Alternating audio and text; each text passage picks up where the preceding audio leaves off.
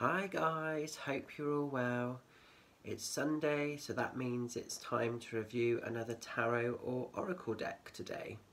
Now, apologies if I look a little bit red in the face, if I look a little bit puffy, if I sound a little bit sort of wincy. I've got really bad hay fever today, guys, and my face is sort of showing that a little bit. So apologies for that. I'm back in the peppermint tea and all different various herbal remedies. So the deck that I'm going to sort of show you guys today is a very new deck actually that I've had. I haven't had it for that long, but it's the beautiful Crow Tarot, and this is created by Cullinane, okay, and this is a fantastic deck. So I'm quite excited to share this with you. Now, I saw this deck about 6 months ago, and I've really wanted it for kind of all that time period, but it's only been in the last sort of couple of months I've actually been able to sort of purchase this deck. But it's a really powerful deck. It's really lovely. It's very different to what I had expected, and because I work with obviously you know, witchcraft and magic, I work a lot with the energy of Crow in my sort of magical sort of work. And I don't know if you can see here, I don't necessarily work with deities as such, but if I was to be drawn to a deity, it would probably be the energy of Morrigan, and she embraces the crow energy. So if you can see, like on top of my sort of tarot collection and my sort of altar, just move this round, there's a beautiful piece of artwork. I'll see if I can sort of show it to you actually. Is that going to show? Oh, I can't get that to sort of show. I don't know if you can see it or not. By the beautiful Tracy Duggan, and it is a really powerful piece, and it's got the beautiful crow's head with the sort of kind of Morrigan energy on it. So let me just put this camera right. So I was really excited to sort of get this deck, but it is quite different to what I had sort of anticipated. Not different in a bad way, just, you know, when you have an idea in your mind of what you're expecting something to be, and then it's not, but it's not bad, it's just, it's a different type of different, if that makes sense. Okay, so the box itself then, this is produced by Game Systems, and this was actually published in 2019, so it's a relatively new deck on the market. What I love with this deck though is a really good quality box, beautiful artwork from all sides, and then on the back they've put a couple of examples of the types of thing you might come across, and then there's a very brief explanation, and it's actually quite nice, it's quite simple, which I really like. So, paying homage to the mystical energy of crows and ravens, Crow Tarot invites us to fly through the veil and connect with our intuitive powers. And then it just says here, this artfully created 78 card deck is infused with the familiar symbolism of the traditional Rider-Waite tarot, making it ideal for both beginners and professional readers. The 88-page guidebook presents upright and reverse meanings and includes a custom Crow tarot spread. So kind of does what it sort of says on the tin. Really nice, but really beautiful box. Love that. So then as we go into the cards, now this is really interesting because when I first looked at these cards, I didn't like the back of them. I'm going to be really honest with you guys. I didn't like the back of them, but kind of as I've looked at them again and I've worked with them a little bit more, I'm starting to appreciate the back a little bit more, because normally on the back of tarot cards they look very beautiful, they look very mystical, and I just didn't feel initially that these really represented the power and the beauty of Crow. But you see what you think. So this is the back, and I'll see if I can bring that in quite close. So there's the idea of the feathering sort of energy there. I would have preferred a little bit more definite, sort of maybe like magpie, crow, a mix, raven, sort of beautiful wings kind of going through with maybe like a mystical eye in the corner. I'm still a little bit unsure of the back of these cards. I don't think necessarily they do the rest of the deck 100% justice. That's the only sort of negative thing I would say with this. They're not gilded or anything like that. Okay, so they're just plain sort of card around the edge. But I will say the thickness of the card is really, really good. These are really super thick, really, really, really good quality. Some of the thickest I think I've come across actually. Very similar to that of the Enreeful Visions Tarot that I recently reviewed, and which makes sense as well because they're actually published by the same people. Okay, so really, really good quality of thickness of cards. If you like the thicker deck to work with, that's a bonus. Now I'm just going to sort of take you through and show you some of the artwork itself so you can get an appreciation for how it looks. So we've got here the Devil. Beautiful, beautiful artwork. Very, very powerful artwork. The Tower. And it was the artwork that initially I saw. Kept seeing this sort of popping up on Facebook and other social platforms and on Etsy, and I thought I need to get this deck at some point. The Star. So it's very hard to kind of describe kind of how this looks.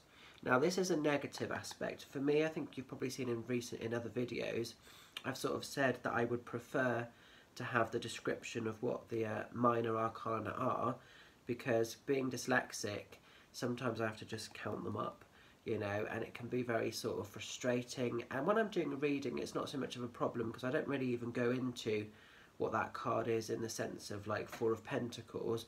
I just take what I need from the card and then sort of talk it through to the client. So it's not really a problem in a way, but it's just something to be mindful, you know, because I just really get the feeling of like, I just think it would have finished it off a little bit nicer, you know. That's just a personal thing. For some people, they wouldn't be bothered by that. But, so we've got here like the Four of Cups. But like I say, beautiful, beautiful, stunning artwork. Six of Pentacles. I'm going to show you quite a few of these because the artwork is really beautiful. So like this one, I'm having to count this up now if I was reading this for a client. So we've got like 3, 4, 5, so it'd be the Five of Pentacles. And it's not a problem because usually I can get around it pretty quick with a client. But just sometimes, you know, when you're dyslexic and just be a bit of a pain in the arse, you know. Four of Pentacles. We've got a lot of Pentacles today.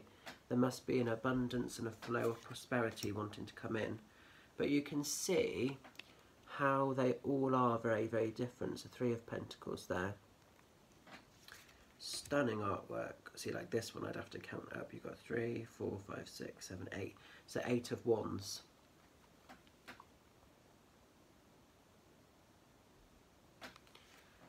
Very, very detailed, very colourful, the Hangman. What I love with this card as well, I tend to tell people, particularly when I'm using like traditional Raid-A-Waite, that if you're struggling, you know, turn this card upside down. And it doesn't work on some decks, but because they have kept the principles of Raid-A-Waite, you can do this. So this is a card of needing to slow down. You might be going too fast, being a bit impatient. You might be viewing things in quite a negative light and, you know, putting quite a lot of expectation upon yourself. And what you can do with this is turn it upside down, and he's taking a breather, he's taking a rest on the branch. So it works really, really well. So I like the fact they've kind of incorporated and kept the energy of that. That's really cool. So I think this is the Eight of Swords. 1, 2, 3, 4, 5, 6, 7, 8. Yeah, so some of them I remember from visual, but Eight of Swords, that's very powerful, isn't it? You know, you can really sort of feel the frustration there and the binding of energy. Beautiful, beautiful cards. I have to say the artwork is stunning on these. The Sun, they're very, very detailed as well. There's a lot that's in here. The Emperor. That's quite powerful as well. I like the way there's that sword and the sort of goat's head there. Page of Swords. See, they've done it on like the on some of them. It's a Page of Swords. See, if they'd have kept that throughout all of the sort of minor arcana, I just think that would have looked a bit more tidy. Personally, you know, that was a personal thing.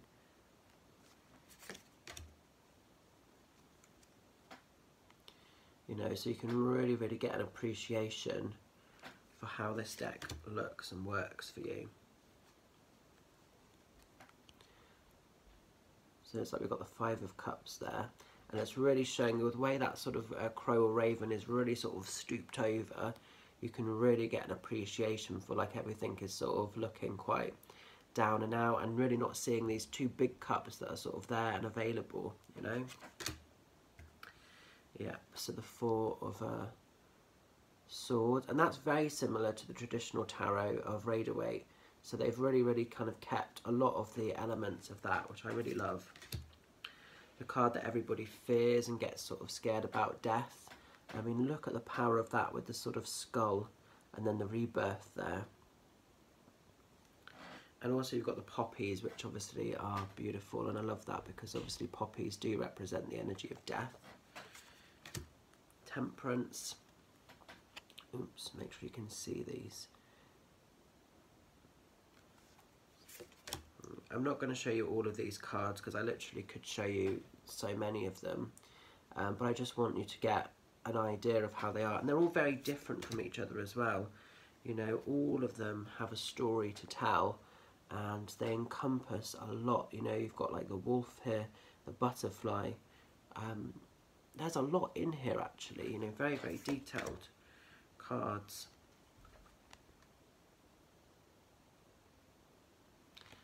So I'll just show you a couple more. The Magician. I always like to see the Magician because that's one of my favourite cards, and a lot of people say, I don't necessarily feel I am, but a lot of people say I'm like the Magician, and I like the fact that you see the different sort of versions of how people sort of do the Magician. It's quite nice. The card of Judgment there. Oh yeah, so this is interesting. One again that everyone gets fearful of, or wants to sort of be aware of, the Three of Swords. And again, that real sort of, you know, that really kind of clear heart. And it's not pretty, is it? It's quite sort of grotesque in a way, but powerful, very powerful, to represent the hurt and the heartbreak. Ace of Cups. I don't think we've come across any sort of the Kings or anything yet. Oh, here's one. Well, we've got the Knight of Pentacles here. So let's just, excuse my sniffing, guys. Oh, I love that one. Two of Wands. That's powerful.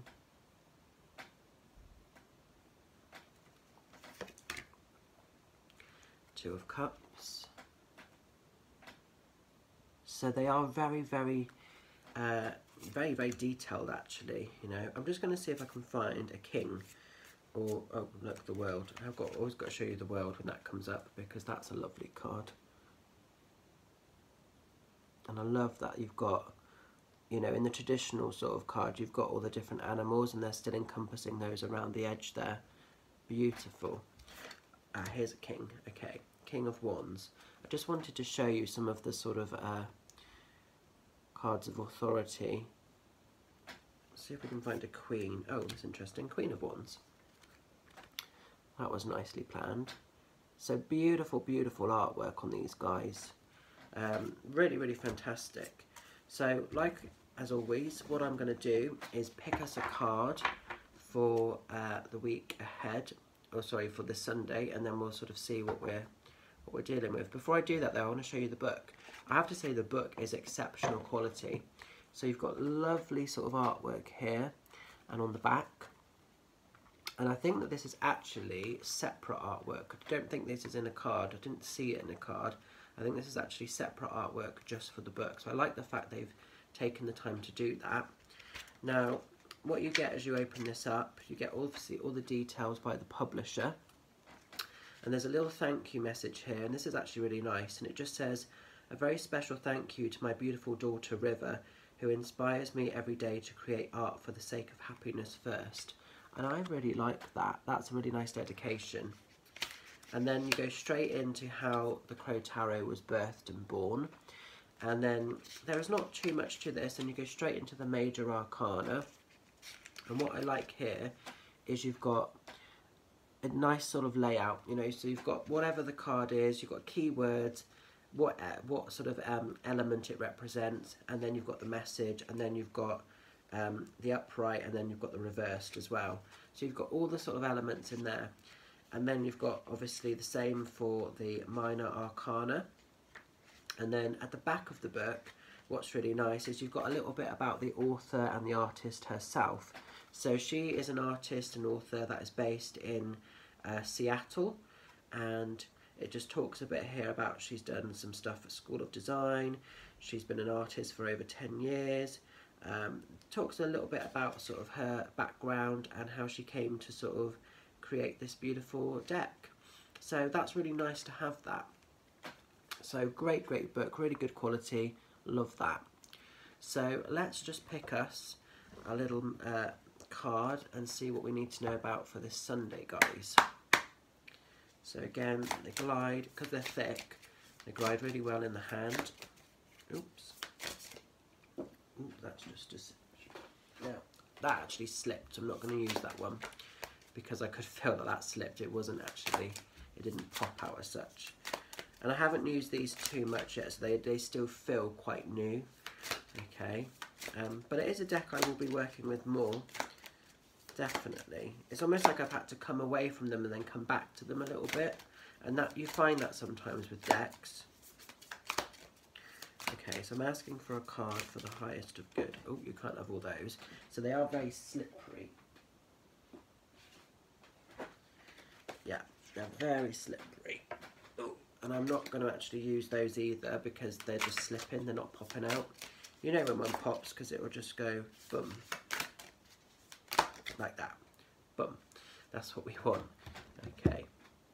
So we've got the Knight of Wands here. Beautiful, beautiful. Just look at the artwork on that. Okay. So let's see what the book has to say about this card. So I'm just going to find this Knight of Wands. Bear with me, guys. Let's just find where the wands are in here.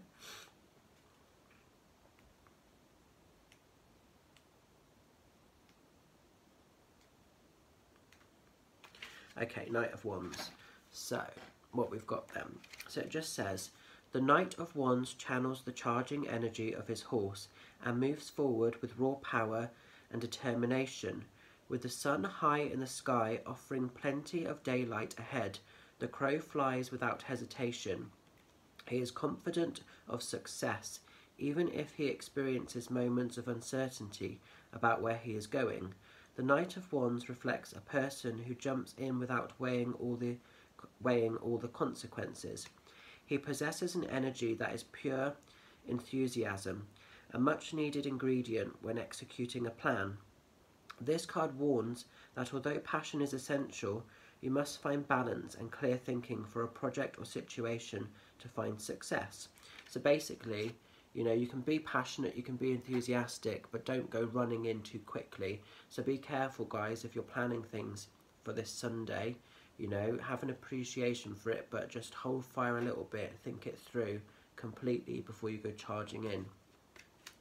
And the reverse then, if you read, now not everyone reads sort of tarot reversed, but if this was to pop out upside down, if you read tarot that way, I personally don't, but I know a lot of people do, it would have been reversed. The Knight of Wands serves as a warning to look out for someone who is impatient to a fault. He too often overlooks important information, and as a result, many of his plans end in failure. So it can be that whole thing of if you're too sort of pushy, if you're wanting things too quickly, you can almost ruin things because you're almost a bit impatient. So that's really interesting. So I think it's about, you know, being aware of everything, but slowing down, think things through correctly before you sort of take inputs and actions. But I really like that. That's a really nice card. Interesting. So I think if I was to score this sort of deck out of 10, you know, it's around an 8 or a 9. It's quite high up. Just a few little minor things that I think could have been done better. Like I say, having the names for all the minor, I think would have been easier. And it's just this back. I'm not 100% sure on it. And whilst that is a beautiful design, I just think that the crows almost deserve something a little bit more special, and I think that could have been, channeled, if I'm being honest, because it's the artwork on the actual cards, like here, the High Priestess, is so stunning, but it's almost like it just feels like the back was almost a bit secondary, and I just think it hasn't followed through. But that's only my personal opinion. you know, but overall it is an absolutely beautiful, beautiful deck. Like here, Queen of Cups, you know, and I just think it's definitely worth having in your collection. If you work with Crow energy, absolutely it's a must. You know, it's a very sort of, it does feel a very witchy sort of deck actually. It's got that sort of witchy energy about it. So that's the Crow Tarot, guys, by MJ Cullinane. I'm not sure if I've pronounced her surname right there, but check it out. It is a beautiful, beautiful deck, and for any tarot lovers, it's definitely worth having in your collection. So stay safe, stay well, much love and blessings, and I will be reviewing some more decks in the coming weeks. Take care, and I'll talk to you all again soon. Bye for now.